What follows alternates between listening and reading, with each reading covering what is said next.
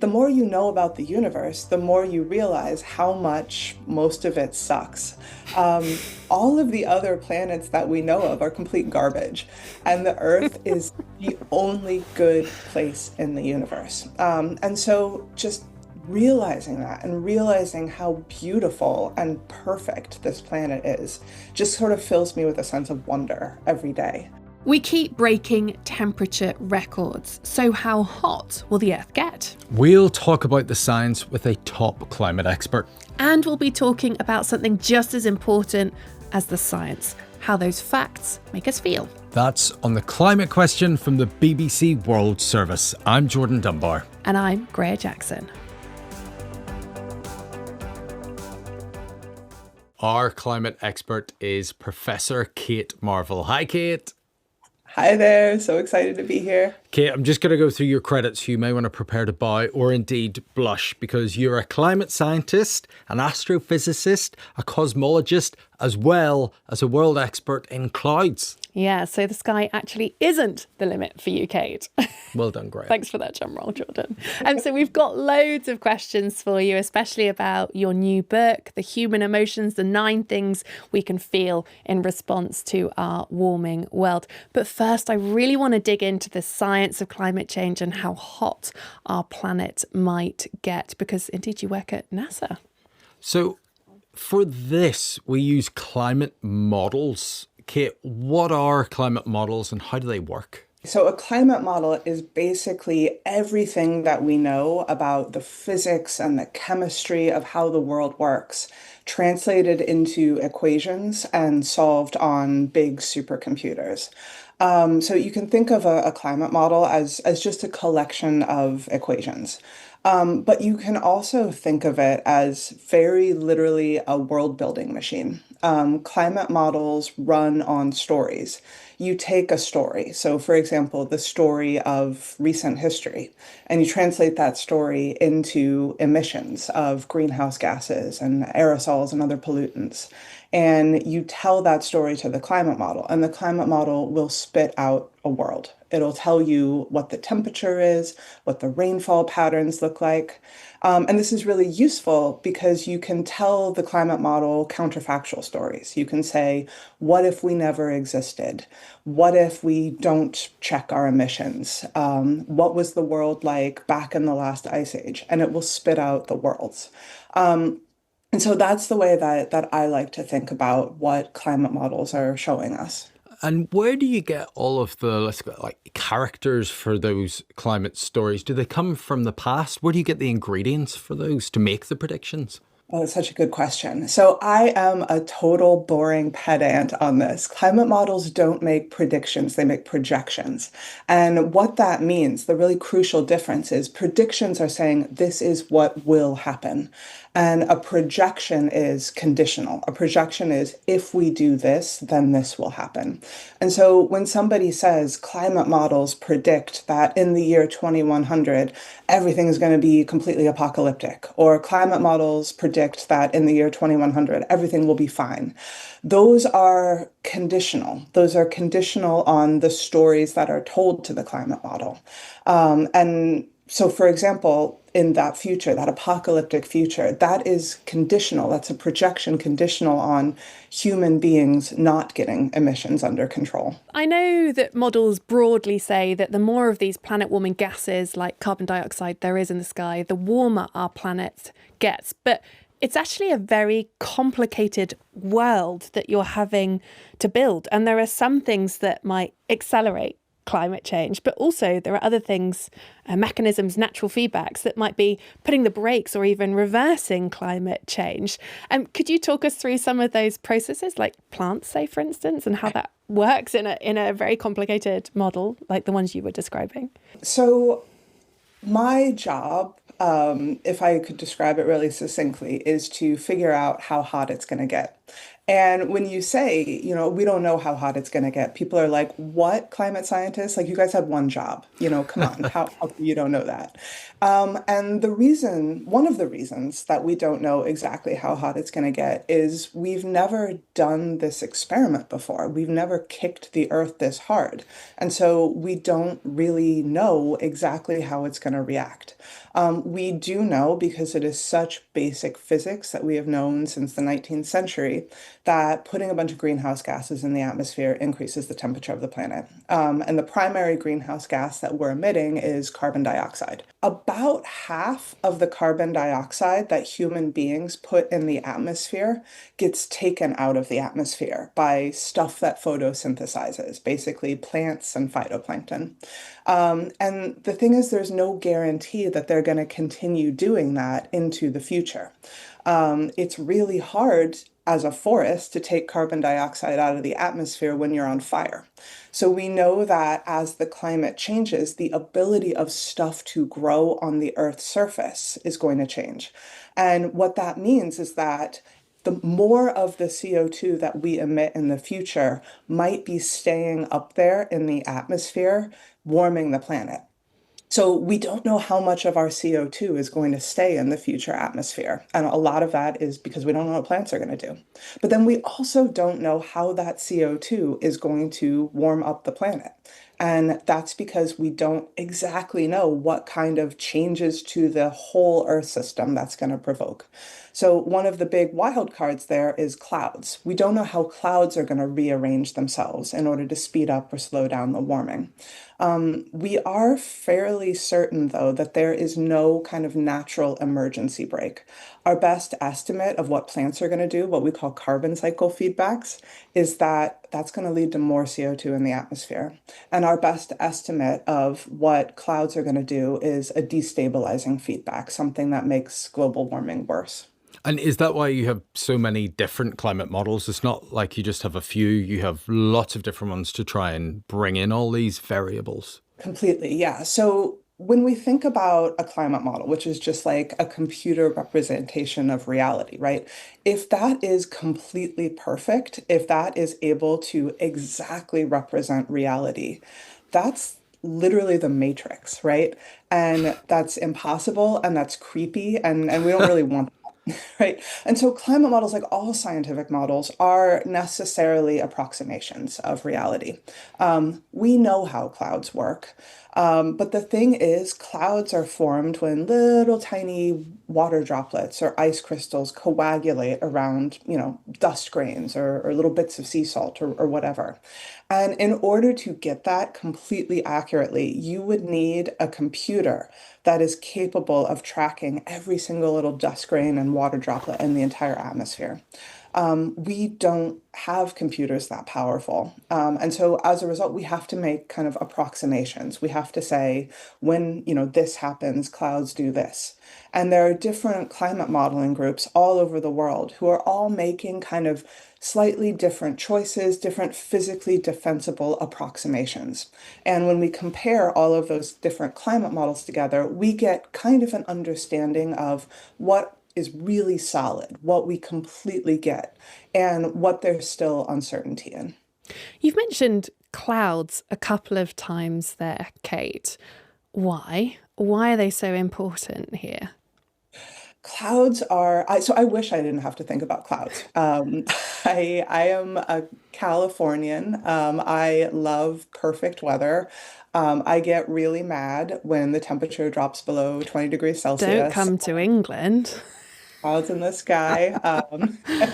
So I don't want to have to care about clouds, but I kind of have to. And that's because they're incredibly important in regulating the climate system. So the thing about clouds is that they have this dual effect.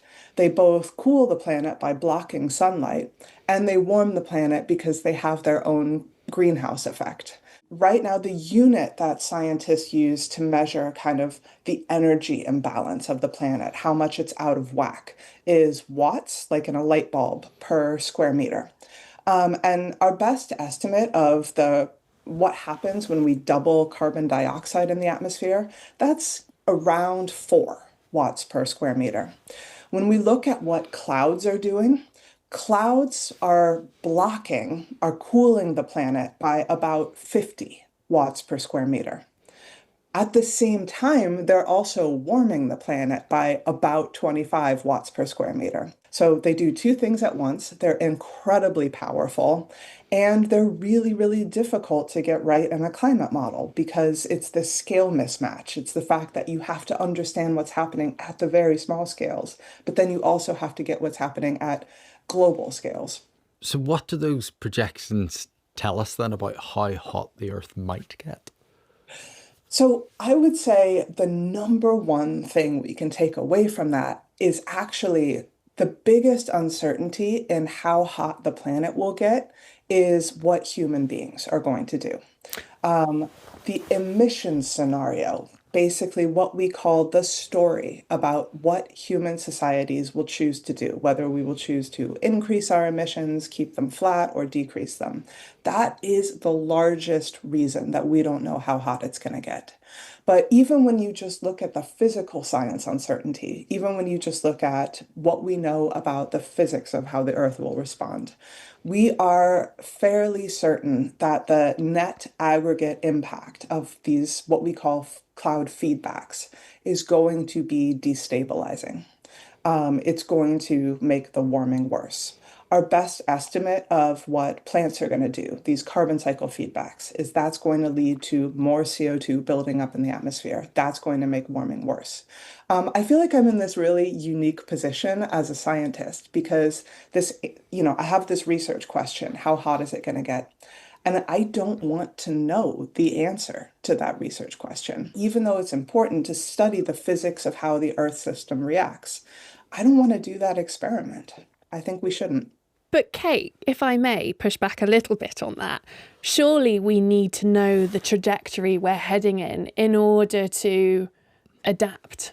Oh, absolutely. I am very pro science. I am very pro doing science, figuring out how the Earth works. And I think you're absolutely right that that is relevant no matter what the future looks like, because no climate change is unfortunately not on the table.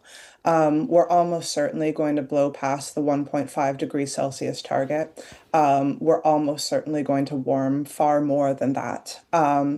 And even if we were to stop emissions tomorrow, the temperature of the planet would probably stabilize, but the ocean is not done catching up. So there is a lot of baked in sea level rise already. And so you are absolutely right that it is completely crucial to understand the physics of the Earth system, the processes that are underlying that in order to make decisions in the future. What I was saying is that worst case scenario. I don't want to do that experiment. I don't want to have experimental evidence of what the world looks like under the worst case scenario. I just wanted to get in my head a couple of things straight from what you've been talking about. There's uncertainty because of all these different variables and how complex it is in these projections, not predictions, projections that we're making in the future, never predictions. But can you talk just very simply about the certainty we have of how the planet is warming? Exactly. So I want to be very clear that uncertainty is not the same thing as ignorance. We don't know everything, but that does not mean we know nothing.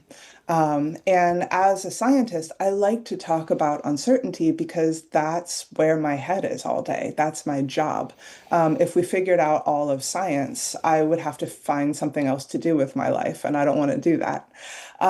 So there is uncertainty, but you're absolutely correct that there is complete and total certainty in some things. The fact that carbon dioxide is a greenhouse gas, methane is a greenhouse gas, and greenhouse gases warm the planet, this is incredibly well-established science. We have known this stuff since the 1800s, and the science has only gotten more solid from there.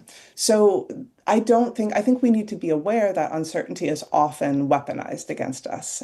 People often say, oh, well, the science is unsettled, therefore we don't have to do anything.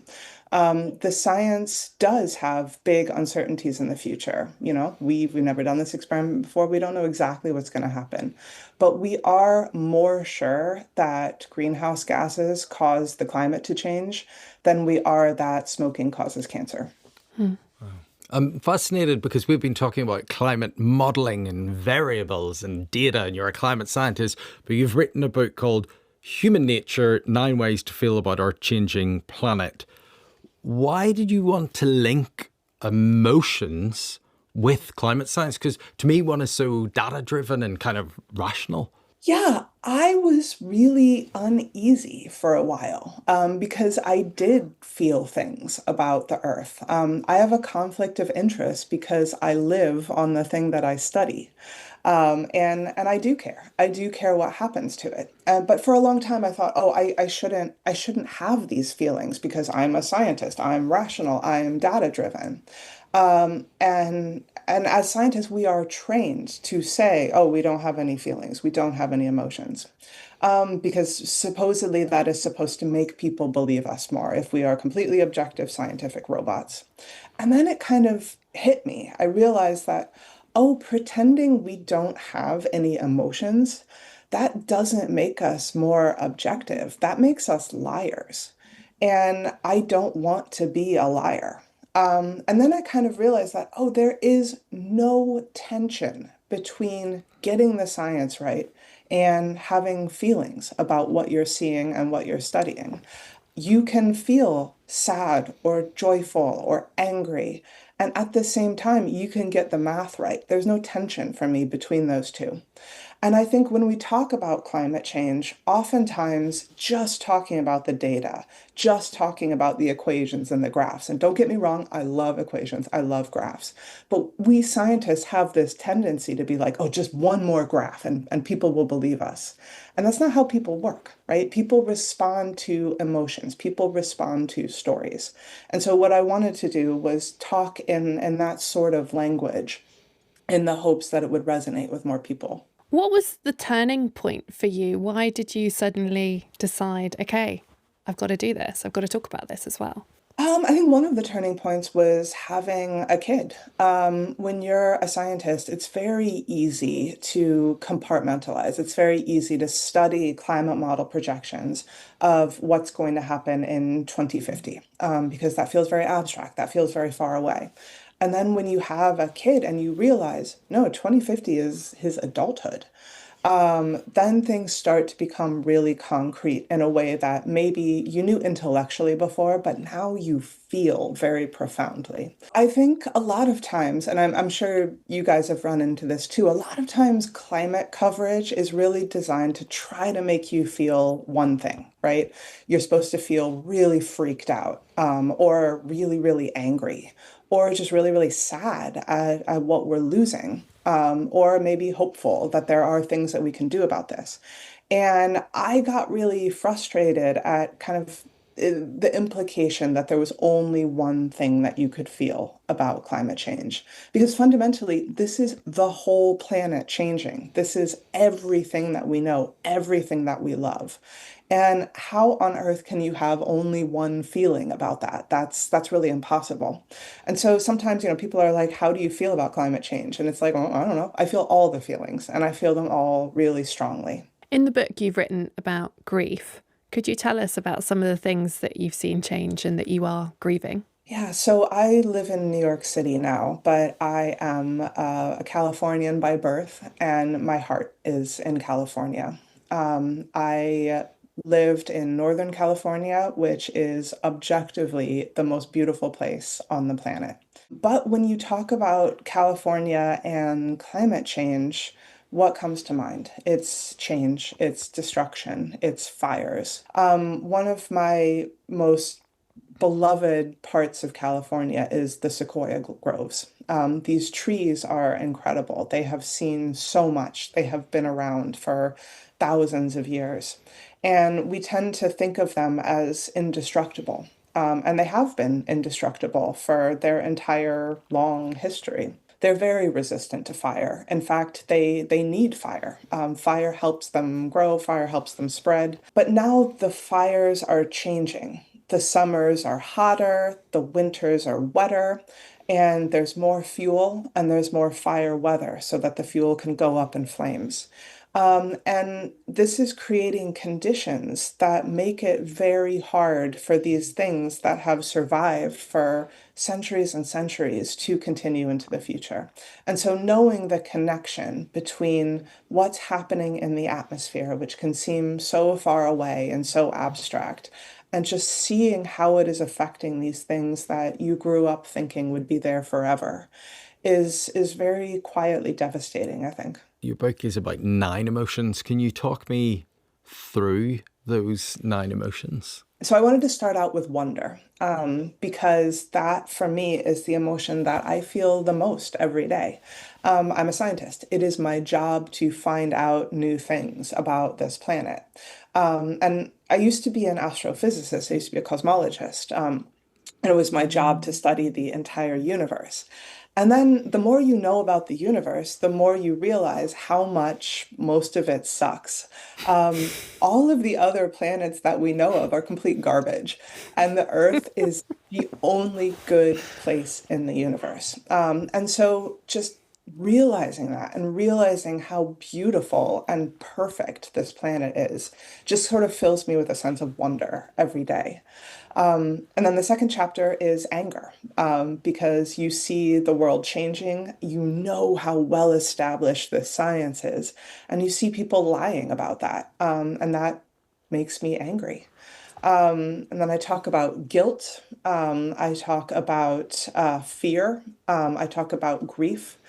But then I also wanted to talk about maybe the more positive emotions. So surprise, pride, both in the sense of hubris, but also in the sense of we know what to do. And there is, I think, something important in feeling pride in a job well done. And then hope, an emotion that I think all climate people have really complicated relationships with. And then I felt very strongly about ending the book on love, because that is the reason that any of this matters. Can you talk to me about that complicated relationship you have with hope? What I is was, it that's giving you yeah, hope? because I was going to say a lot of people look to the future, don't they? And they have fear, they have anxiety about what's to come. But hope, yeah, is that what you see when you look to the future? We know what to do. And so, if we want to avoid the worst, if we want to build a better future, we know what to do. I actually find a lot of hope and comfort in how solid the science is. We know exactly what is causing climate change, and that means that we know exactly how to stop it. And so, that is the thing that gives me a kind of active, motivating hope. You say we know what we need to do, but what is that exactly? Yeah, so from a physical science perspective, up in the atmosphere, it's really simple. Climate change is caused by greenhouse gases. Greenhouse gases are emitted by humans. To stop climate change, stop doing that. Now, obviously, that is much easier said than done. But I think it helps to zoom in and to look at where we are, where those emissions are coming from, right? Those emissions are coming from the way we get around, from transportation. They're coming from the way that we generate electricity.